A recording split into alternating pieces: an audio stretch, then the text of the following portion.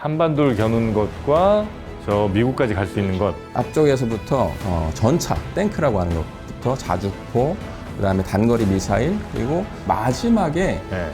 등장했던 화성 20형이라고 하는 ICBM 직전에 이제 나왔던 것이 북한은 이제 발표를 하지 않았는데 저처럼 이제 덕후들은 많이 봐서 아는 무기체계인데 화성 16 나형이라고 해서 중거리에서 장거리까지 이렇게 표현을 합니다만 중거리는 몇 킬로쯤이에요? 5,500km를 기준으로 ICBM이라고 부르면서 그걸 장거리라고 표현하는데 이번에 나왔던 북한의 두 개의 미사일은 다 5,500km를 넘습니다. 하지만 화성 20형만 미 본토까지 도달이 가능한 것이고 그 직전에 나왔던 화성 16 나형이라고 하는 이 친구는 본토까지 가기는 어렵고 괌이나 하와이 또는 그 중간 해역에 떠서 움직이는 항모 전단을 목표로 하는 그런 미사일이다라고 평가가 되고 각 분야 최고의 전문가분들을 모시고 그분들의 깊은 인사이트를 들어보는 시간이죠. 신과 대화. 오늘은 밀떡, 그러니까 밀리터리 덕후분들 아주 미치는 내용으로 한번 준비를 해봤습니다. 일단 뭐 우리는 꽤나 재래식 무기가 많이 발달한 그리고 잘 만드는 나라이긴 한데 그 이유, 가장 큰 이유가 역시 뭐 위에 있는 북한이라는 그 나라 때문이기도 하죠. 그래서 지금 현재 북한의 군사 수준이 어느 정도 수준인지 물론 우리가 많이 앞설 거라고 생각을 합니다만 그래도 또 우리가 모르는 분야가 있을 수 있으니까 또 최근에 북한이 열병식도 했잖아요. 거기에 또 소개된 무기들은 어떤 것들이 있는지도 한번 같이 나눠보도록 하겠습니다. 국방연구원 미래전략연구실을 맡고 계신 이상민 미래전략연구실장님과 함께 하겠습니다. 어서 오십시오. 네, 반갑습니다. 네, 반갑습니다.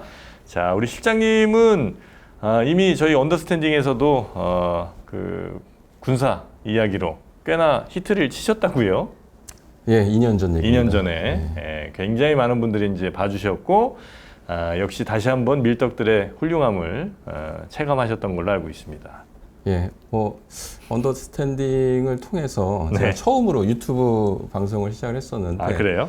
그때 운이 좋게도 북한 미사일, 핵 이런 이야기를 여기서 처음으로 말씀드렸었는데 반응이 예. 너무 좋아서 아하. 한동안 이어서 하다가 예. 예, 최근에 또 다른 지금 이제 미래전략실장이라고 하는 보직으로 옮기면서 예. 좀 뜸했었는데 예. 다시 불러주셔서 감사하다는 말씀을 드립니다. 알겠습니다. 일단 함께 해주셔서 오늘 대단히 감사하고 그 북한 얘기를 잠깐 하긴 했습니다만 북한이 원래 이제 열병식 하긴 하잖아요. 그렇죠. 예, 근데 좀 크게 할 때가 또 있습니까? 주기적으로? 예, 이번이 가장 이제 최근에 들어서는 크게 대규모로 했다라고 이제 평가를 받는데요. 10월 10일. 예, 10월 10일. 이게 쌍십절이에요? 쌍십절이기도 하고, 예. 근데 북한의 노동당 창건 80주년을 기념해서 한 건데, 예. 북한 같은 경우에는 이제 5년 주기 또는 10년 주기로 이 정주년이라고 부르는데요. 네. 그때 조금 크게 하고, 그 사이사이에도 하긴 합니다. 근데 이번에 좀 크게 한 거는 맞군요. 그렇죠. 80주년이니까요. 크게 했다는 거는 당연히 많은 무기들 혹은 뭐 신무기들이 좀 많이 등장했다 이렇게 보면 됩니까? 기대는 그렇게 했었습니다. 예. 그런데 의외로 숫자는 그렇게 많지는 않았어요. 아, 그래요? 예, 규모가 이제 얼마나 많은 이제 병력들이 참가를 했느냐, 네. 그리고 무기 체계는 어느 정도 들고 나왔느냐, 이걸 가지고 종합적으로 판단을 하는데 병력 규모는 꽤 많았습니다. 그런데 무기 체계는 생각보다는 네. 많지는 않았다. 아, 그래요? 그런데 특징이 예전에는 이 무기 저 무기 다 갖고 왔었습니다. 근데 요번에 나왔던 것들은 핵심 전략 무기들만? 그렇죠. 좀 최첨단이라고 자기들이 생각하는 것들. 네. 그다음에 김정은 시대에 만들어졌거나 개량이 잘 된 것들. 이런 것들을 주로 들고 나왔습니다. 그거는 어찌 보면 김정은 리더십에 대한 나름의 이제 찬양 같은 게 들어가 그렇죠. 있는 것 같고. 그렇습니다. 네. 그리고 어지간한 뭐 재래식 좀 후진 무기들 갖고 와봐야 사실 누가 보기에도 별로 이렇게 썩 위협적이지 않으니까. 오히려 이제 그런 것들 갖고 나왔을 때 네. 비판받거나 그쵸. 지적받는 경우들이 있었기 때문에 엄선해서 가지고 나온 것 같습니다. 그럼 뭐 갖고 나왔어요 이번에?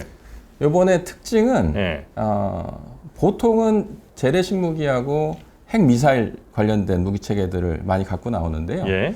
한 8, 90%가 재래식에 관련된 건데 실은 재래식으로도 쓸 수 있고 핵무기로도 쓸 수 있는 것들이 섞여 있어요. 그래서 이게 뭐 재래식 무기가 몇 퍼센트, 핵미사일이 몇 퍼센트 이렇게 구분하기가 네. 애매한 상황이긴 한데요. 아, 그래요? 예, 말씀드릴 수 있는 거는 이 한반도 주변에서 쓸 수 있는 무기 체계와 그리고 미국을 겨냥할 수 있는 무기 체계 이렇게 구분하는 게 좋겠다라는 생각이 드는데 한반도를 겨눈 것과 저 미국까지 갈 수 있는 그렇죠. 것. 그래서 이 앞쪽에서부터 전차, 탱크라고 하는 것부터 자주포, 그다음에 단거리 미사일 그리고 점점 사회가 늘어나는 식으로다가 등장을 하는데 마지막에 등장했던 화성 20형이라고 하는 ICBM 하고 그 직전에 이제 나왔던 것이 북한은 이제 발표를 하지 않았는데 저처럼 이제 덕후들은 많이 봐서 아는 무기체계인데 화성 16 나형이라고 해서 화성 16 나형. 예, 이거는 중거리에서 장거리까지 이렇게 표현을 합니다만 중거리 몇 킬로쯤이에요? 중장거리. 예, 이게 사거리를 보통 우리 서방 세계에서는 5,500km를 기준으로 ICBM이냐 아니냐 이렇게 구분하거든요. 5,500 넘어가면 장거리예요? 예. ICBM이라고 부르면서 그걸 장거리라고 표현하는데 이번에 나왔던 북한의 그 두 개의 미사일은 다 5,500km를 넘습니다. 네. 하지만 그 화성 20형만 미 본토까지 도달이 가능한 것이고 그 직전에 나왔던 화성 16 나형이라고 하는 이 친구는 본토까지는 가기는 어렵고 하와이? 태평양, 예, 그렇죠. 하와이까지는 가요. 괌이나 하와이 또는 그 중간 해역에 떠서 움직이는 항모 전단을 목표로 하는 그런 미사일이다라고 평가가 되고 그 두 개 빼고 나머지들은 한반도 부근에서 쓸 수 있는 그런 무기체계로다가 엄선해서 나왔던 것 같습니다. 그렇게 선택했다는 건 뭔가 의미가 좀 있는 거예요. 그러니까 야 우리는 이번 기간에는 나만 니네들한테 좀 위협을 좀 하겠어. 아니면 뭐 이번에는 우리가 좀 미국을 상대로 좀 확실히 뭘 좀 보여주겠어. 이런 컨셉 같은 게 좀 있는 거예요? 있습니다. 그러니까 원래 그 전에 했던 열병식을 보면 미국을 자극하는 그런 무기체계들이 많이 나왔어요. 물론 이제 그 당시에도 다 신형이라고 얘기했던 것들인데 그것들은 이번에 이제 없어졌고요. 정말 그 최신형이라고 생각하는 화성 20형이라고 하는 ICBM 하나하고 그 다음에 항모 전단이나 하와이나 괌을 노릴 수 있는 거, 요 정도만 들고 나왔다고 하는 거는 미국을 자극하고 싶지 않다라는 표현이다. 그래요? 실제 이 무기만 등장하는 것이 아니라 이제 김정은이 나와서 연설도 하고 하는데 그때 어디에도 미국이라는 표현이 없어요. 예전에는 뭐 미제 뭐 이런 것들이 이제 쭉 있었는데. 그렇죠. 뭔가 이제 향후에 미국과의 관계 등을 감안을 해서 자제한 게 아닌가 이런 평가도 하고 있고요. 그 다음에 많은 분들이 나머지 이제 무기 체계들은 재래식과 전술핵이라고 하는 것을 탑재할 수 있기 때문에 한반도를 위협하는 무기 체계다라고 평가를 하는데요. 그건 맞아요. 근데 거기에 또 다른 숨겨진 의도가 있었습니다. 그게 뭐냐면 방산이에요. 방산? 수출이죠. 우리도 이제 K방산 얘기하잖아요. 북한도 방산을 목적으로 한 그 의도라고 하는 것이 조금 읽혔습니다. 그 이유는 그 무기 체계에 등장했던 예를 들어서 전차라든지 자주포, 사거리나 용도나 이런 것들을 보면 확실히 러우 전쟁에서 쓰일 수 있는 재래식 무기 체계는 맞아요. 그런데 그거는 그 전에도 그렇게 등장했었단 말이죠. 근데 그거를 왜 방산이라고 특정지어서 얘기할 수 있느냐? 색깔 때문이에요. 색깔? 예. 색깔이야 그냥 칠하면 되는 거 아니에요? 예. 칠하면 되죠. 그러니까 매번 북한은 어떤 의도를 가지고 열병식이 됐든 시험 발사를 하고 나서 이제 그걸 사진을 찍어서 공개할 때도 마찬가지지만 색깔을 유심히 봐야 됩니다. 도장이라고 우리 보통은 얘기를 하는데 그 색깔이 계속 바뀌어요. 근데 요번에는 거의 일관되게 어떤 디지털 무늬이긴 한데 어두운 계통의 색깔, 약간 그 초록색에서 더 빛나는 색깔이었는데 이게 지금 유럽에서 유럽 전장에서 많이 쓰이는 색깔이에요. 그래요? 그러면 우리로부터 그 방산 무기들을 막 살 수 있는 나라가 아닌, 예를 들면 뭐 좀 러시아랑 친한 나라라든지 아니면 뭐 스탄 국가들 이런 데 같은 경우가 오히려 우리 무기보다는 그 북한의 무기를 살 가능성이 혹은 뭐 가격 때문이라도 그런 무기를 살 가능성이 좀 있긴 있겠군요. 있죠. 있는데 지금 당장은 북한의 무기를 사고 싶은 나라는 러시아입니다. 러시아는 그냥 사면 되는 거 아니에요? 그렇죠. 사면 되는데 네. 그들한테 굳이 홍보할 필요는 없는데 네. 이번에 러시아에서도 이제 고위급 그런 메드베데프 이분이 국가안보회의 부의장이거든요. 예. 2인자예요. 예, 예. 이분이 참석을 했기 때문에 그런 의미에서도 그렇게 도장을 해서 보여준 것도 있고 그리고 일종의 실제로 쇼케이스 같은 거군요. 원래 열병식 자체의 네. 주된 목적이 쇼케이스입니다. 아, 그래요? 그래서 그런 게 있었고요. 그리고 과거의 네. 사례들을 보면 네. 나중에 이제 찾아보면 나옵니다만 예. 사막 색깔로 예. 칠해져 있는 무기 체계들도 많이 나왔습니다. 사막 색깔. 사막색이라고 하면 아, 이란 같은 데 팔아야 되는구나. 그렇죠. 이게 이라크전이라든지 이런 그 영상들을 보면 거기에 나오는 미국의 에이브라함 전차나 이런 걸 색깔 잘 기억해 보시면 예. 노란색 계통이에요. 아, 모래빛깔. 네네. 모래빛깔입니다.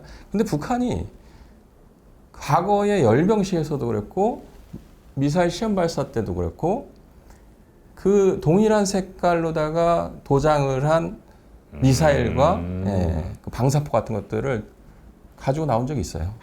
그런데 이번에는 네. 그런 것들은 전혀 나오지 않고 아까 말씀드렸던 그런 종류의 색깔을 칠하고 나왔다. 이 얘기는 뭔가 수출을 고려한 건데 그 대상이 아마도 러시아다.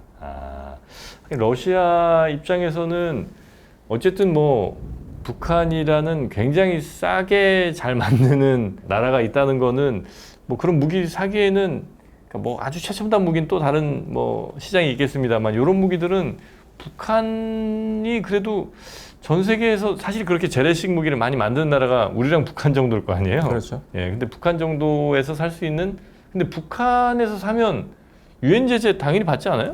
받죠. 지금도 받고 있고 지금 북한이 러시아에다가 수출하고 있다라고 하는 거는 뭐 모두가 알고 있는데 네. 유엔 대북 제재 결의안에 동의했던 러시아입니다. 그렇기 때문에 러시아와 중국이 이 상황을 용인하고 있기 때문에 북한이 마음 놓고 수출도 하는 것이고 그런 의도를 가지고 열병식에 과감하게 도장 색깔도 그렇게 바꿨다고 생각합니다. 그럼 뭐 핵무기 얘기 조금 이따가 하고 일단 그 열병식에 러시아 왔고 또 어디 중국 왔고 베트남, 라오스. 라오스. 그래서 이번에 주로 북중러 삼각연대라고 하는 모습을 재현하기 위해서 얼마 전에 중국에서 전승절 있었지 않습니까? 전승절 때 시진핑 좌우측으로 푸틴과 김정은이 이렇게 등장하는 모습들이 사진에 많이 나왔습니다. 불과 이제 한 달 전 얘기고요. 그 이후에 그런 북중러의 그 삼각연대의 모습을 좀 더 다시 한번 각인시키기 위한 그런 목적으로 중국과 러시아에서는 2인자가 참석을 한 것이고 베트남 같은 경우에는 또럼 서기장이라고 해서 이분이 1인자예요. 근데 정상에 왔습니다.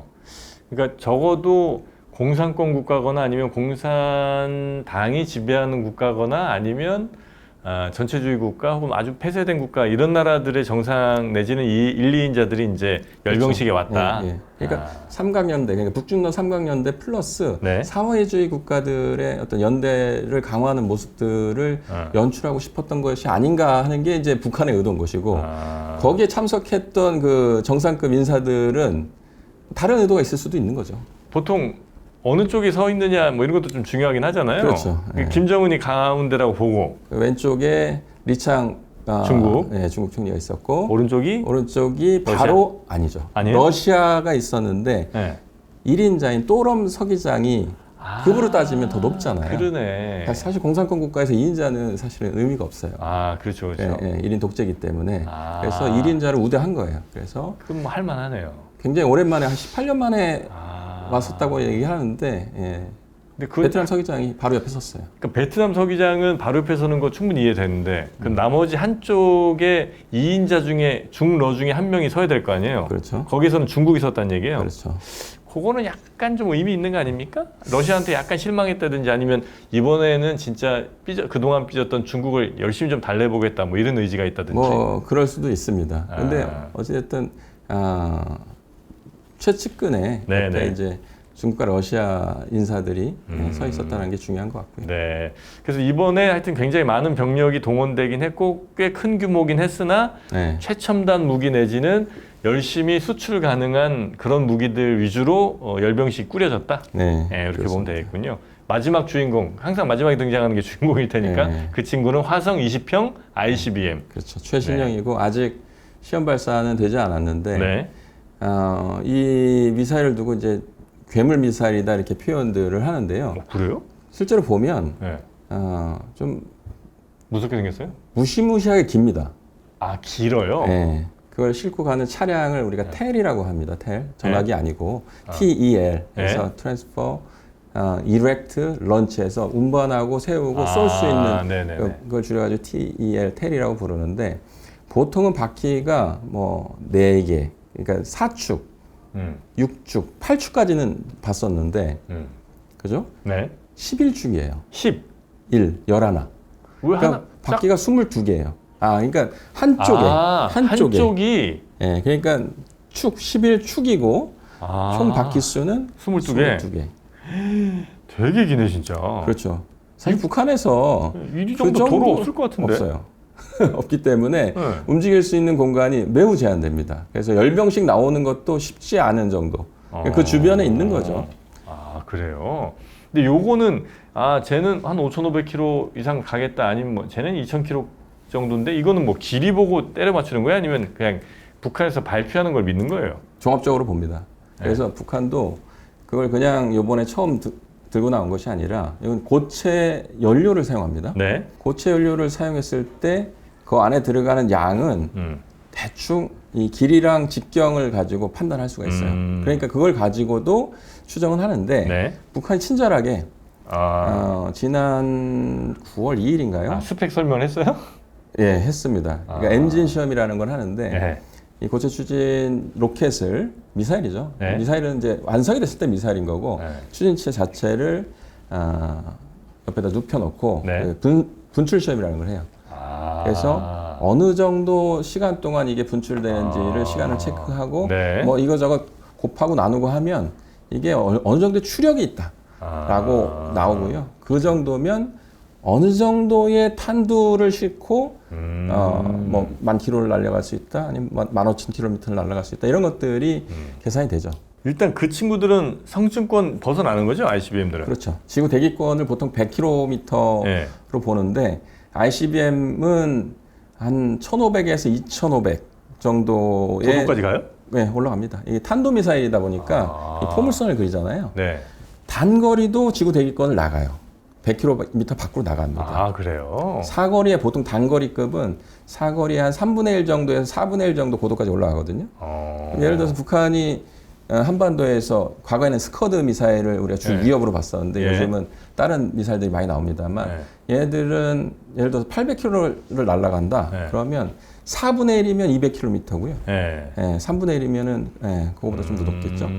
그래서 그 정도는 일단 올라가는 거군요, 고도를. 올라갔다. 이 포물선을 그리면서 가는데 저 멀리까지 ICBM 같은 경우는 진짜 이렇게 높이 올라가진 않고 지구 대기권 밖으로 일단 나가서 수평 비행을 하죠. 하다가 그렇겠죠. 다시 들어오고 그러다 보니까 최대로는 한 1,500, 2,000 이 정도까지도 올라가긴 합니다. 1,500, 2,000쯤 올라가면 사실 그 다음에는 방향만 잘 잡으면 되지 굳이 이렇게 막 추력을 많이 쓸 필요는 없겠군요. 예, 탄도 미사일이 지금 잘 지적을 해주셨는데 네.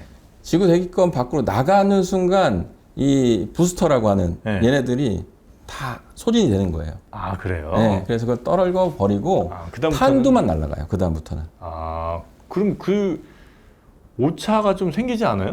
생기죠. 거리가 멀면 네. 멀수록 오차가 많이 생기기 때문에 네. 유도 장치를 그것도 많이 해요? 달죠. 네, 많이 답니다. 그래서 예전에 그 인공위성을 쏘아 올리기 전까지, 그러니까 GPS 같은 이제 위성항법이 생기기 전에는 관성 유도, 그래서 이제 자이로 같은 거 네. 이런 걸 가지고 썼기 때문에 오차가 많이 생겼습니다. 거리에 비례해서 오차가 뭐 그렇겠죠. 킬로미터 단위로다가 각도 조금만 비긴다면 그 네. 결과는 훨씬 더 많이 벌어질 네, 테니까. 맞습니다. 그래서 초기 단계는 그랬는데 예. 이후에 미국이 먼저 이제 GPS를 개발을 했고 예. 러시아는 글로나스라고 하는 것들을 개발했던 이유는 그런 목적인 거예요.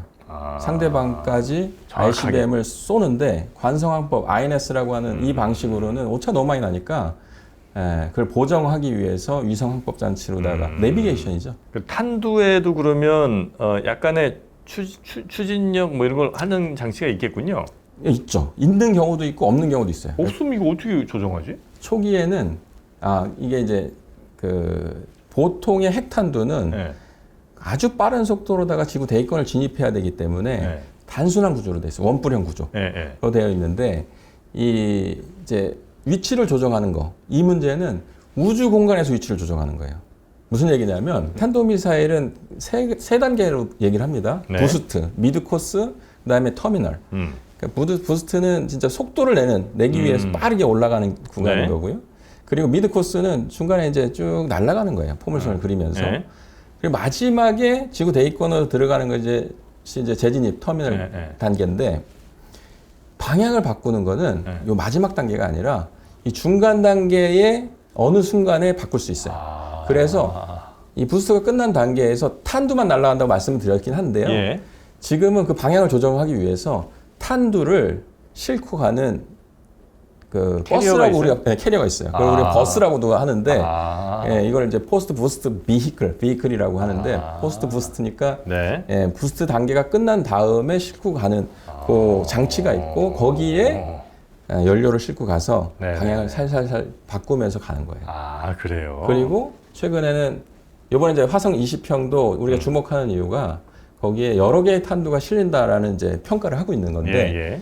그럼 여러 개의 탄두를 실었을 때 얘네들을 부스트가 끝난 상태에서 하나씩 이렇게 보내는 방법도 있지만 예. 어느 정도 하나의 버스에 캐리어에 넣어서 같이 가다가 네. 하나씩 떨궈주는 겁니다. 그러면 근처에 가서 목표물 근처에 가서 네. 하나씩 방향을 탁탁탁 바꾸면서 분리를 시키면 걔들이 알아서 목표를 찾아 들어가는 거예요. 그때는 지구 중력에 끌려서 그냥 일직선으로 들어가는 거죠. 네네네네. 그렇게 가는 거군요. ICBM 같은 경우는 일단 뭐 최소 5,500 이상은 돼야 되는 거고 보통 뭐 북한에서 미국 가려면 그래도 한 10,000km 정도는 가야 되는 거죠, 기본? 그렇죠. 근데 네. 이제 미국이 좌우로 다 동서로 다 넓기 때문에 네. 한 15,000km 정도 가면 네. 이제 요 동북아시아에서 발사했을 때 네. 알래스카나 이쪽을 지나서 가게 되거든요. 북극 네. 쪽을 지나서 예. 최단거리니까. 그랬을 때 미국 동부 끝 부분, 그러니까 플로리다 이쪽까지 거기까지 때릴 수 있어요. 그게 이제 15,000km 정도 갔을 때 얘기입니다. 네네네. 근데 지금 북한의 능력은 그 정도 갈 수 있다고 평가돼요? 그렇죠. 그리고 북한이 네. 당대회라고 하는 걸 하는데 네. 이제 올 연말 되면 이제 9차 당대회를 할 거예요. 네. 그런데 5년 전에 2021년경에 8차 당대회를 하면서 발표했던 목표가 있어요. 전략 무기들을 우리가 그러니까 핵미사일이죠. 네. 뭐를 어느 정도 개발하겠다라고 하는 것 중에 첫 번째가 15,000km를 날아갈 수 있는 그 능력을 갖추라는 거였어요. 그런 핵탄두를 개발해라. 네. 그래서 지금 올해 열병식에서 지난 우리 5년 동안 놀고 있지 않았어. 우리가 이렇게 발표했던 것들을 하나하나 지금 잘하고 있다라는 것을 성과 발표해야 하는 그런 의미도 있는 거거든요. 그렇기 때문에 이번에 정말 괴물처럼 긴 화성 20형을 네. 갖고 온 거고 걔는 아마도 15,000km를 타겟으로 목표로 해서 개발됐다라고 평가를 하는 겁니다. 네네. 그리고 아까 이제 말씀 주시다 잠깐 이제 넘어가긴 했는데 액체냐 고체냐도 이제 미사일에서 굉장히 중요하잖아요. 많이 중요하죠. 그 장단점들이 어떻게 있습니까? 뭐가 좋을 것 같습니까? 액체는 일단 주입하기 편할 것 같고요. 네. 그 다음에 이동하기에는 고체가 좋을 것 같고요. 맞습니다. 이게 상식선에서 보시면 되는데요. 네. 이게 미사일로 쓰기에는 네. 고체가 훨씬 좋아요. 훨씬 좋아요. 왜 그러냐면 내가 김정은과 트럼프 대통령이 내 책상 위에 버튼이 있어. 네. 이거 누르면 바로 날아가라고 이제 얘기하는데 그렇지 않거든요. 이게 미사일 발사 버튼이라는 거예요. 네. 핵 미사일 발사 버튼. 예. 근데 눌렀을 때 바로 날아가게끔 하는 거. 그러니까 명령을 내려서 지금 당장 발사해. 라고 했는데 그때 기름 넣고 있으면 안 되잖아요.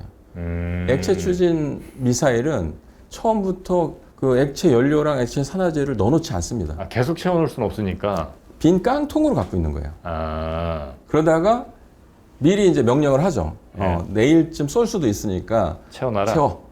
근데 내일 안 쏘고 이게 일주일, 2주일 지나가 버리잖아요. 또 빼야 돼요. 못 빼요. 아, 못 빼요? 예. 아, 빼는 건 없어요? 연료는 뺄 수 있어요. 네. 연료 자체는 우리 자동차 연료 쓰는 거랑 유사합니다. 네. 그래서 북한이 쓴 과거의 액체 연료라고 하는 것들은 대부분 이제 그 석유 계통, 케로신이라고 하는 것들을 썼었는데 네. 산화제는 말 그대로 연료랑 이 탄도미사일의 산화제라는 걸 쓰는 이유는 네.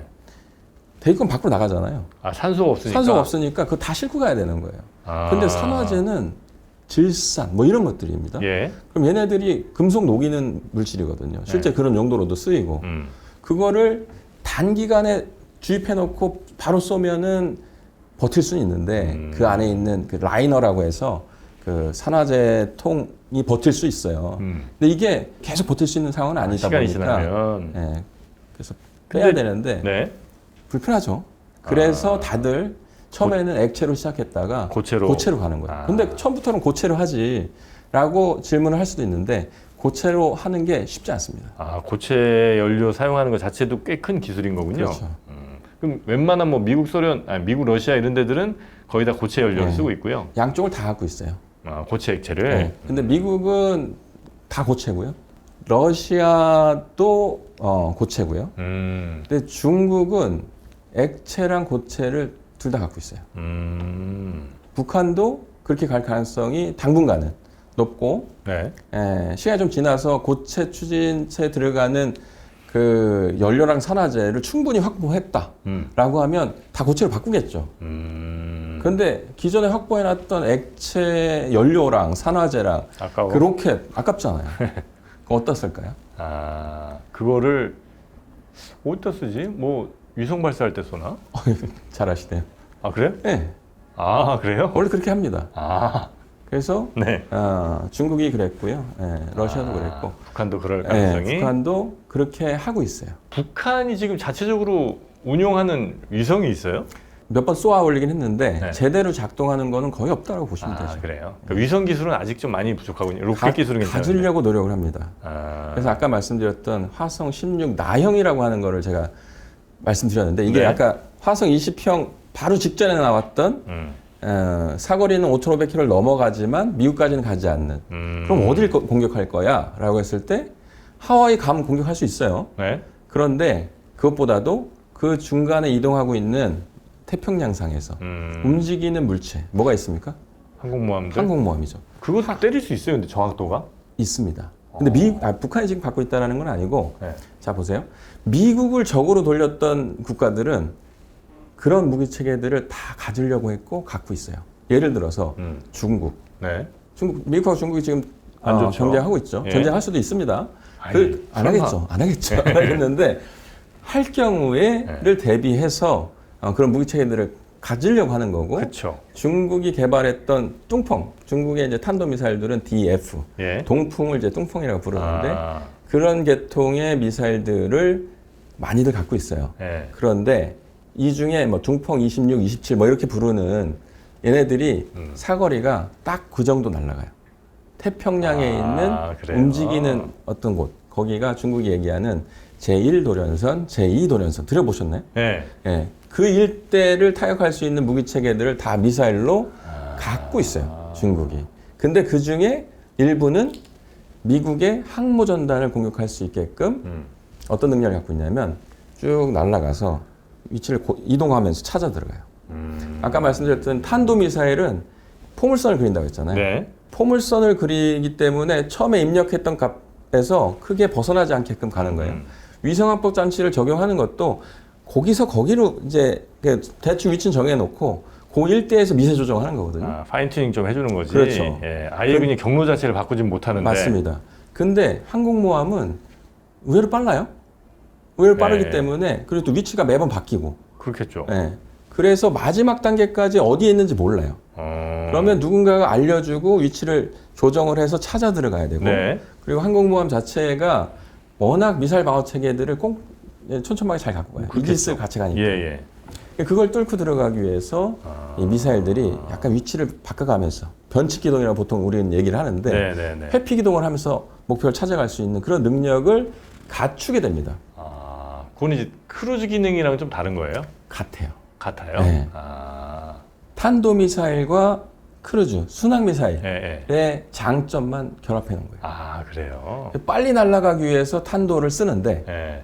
거의 목표 근처에 갔을 때는 크루즈 미사일처럼 목표를 찾아갈 수 있게끔 아, 장점들을 합쳤네. 하이브리드네. 하이브리드죠. 네. 그거를 우리가 전문 용어로 ASBM이라고 불러요.